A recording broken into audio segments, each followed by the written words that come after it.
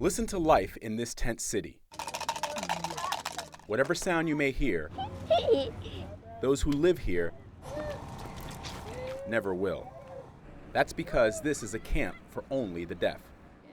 Tara Thorne is an interpreter from New York who's been working here. It's a small tent city of around 400 people, and most of them are deaf. Every family has one member in it who is deaf themselves. Thorne says life isn't easy for anyone who's deaf.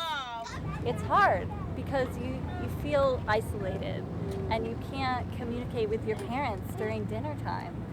They're all talking and you can't hear it. According to international aid organizations, there are close to 100,000 people who are deaf in Haiti. This camp is gated off and across the street from a sprawling camp of 40,000 people who can hear. Wither lives at the camp. People who are deaf in Haiti are always looked on as imbeciles, rejected by society. When the hearing talk to somebody who's deaf, they don't give them any respect.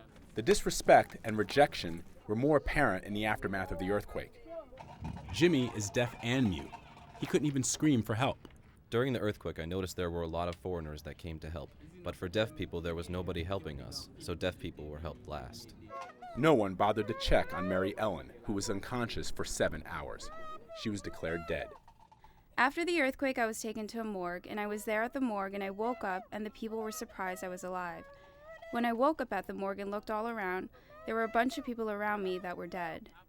Even before the earthquake in Haiti, the deaf were not treated very kindly here. There were very few services for them. In fact, the deaf in Haiti are called bébé, which loosely translated means deaf and dumb. This is one of the few places that they could actually come to get some respect, to get an education. It's the School of St. Vincent. It was a dormitory-style classroom that housed about 2,500 people. They slept here, they lived here, they ate here, but all that's left right now is a field of rubble and weeds. Jethro was at the School of St. Vincent's when the earthquake hit. My mother was looking for me and couldn't find me. And then after 8 days, my mother found me at the hospital and saw me and was crying because I was suffering. His suffering got worse when doctors told him they'd have to amputate his leg. I lost a lot of blood and my leg was completely infected. They had no choice, it was so infected. They had to cut it. He was fitted with a prosthetic, but prefers his crutches. He now uses his hands not only to communicate, but also to carry his body. Jobs are limited for the deaf in Haiti, and for a deaf amputee, there are even fewer opportunities. I have memories of what I used to do before I lost my leg, and now life has become much more difficult. But I don't have a choice. I have to work. He's found work at the camp that's become his home. He's part of a construction team that's building houses for deaf families.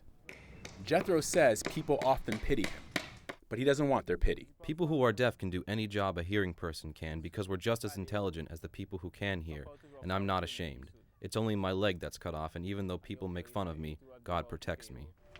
Those who live here believe God's protected them from the earthquake and delivered them to this camp, and for that they say they're blessed. Vladimir Dutier, CNN, Port-au-Prince, Haiti.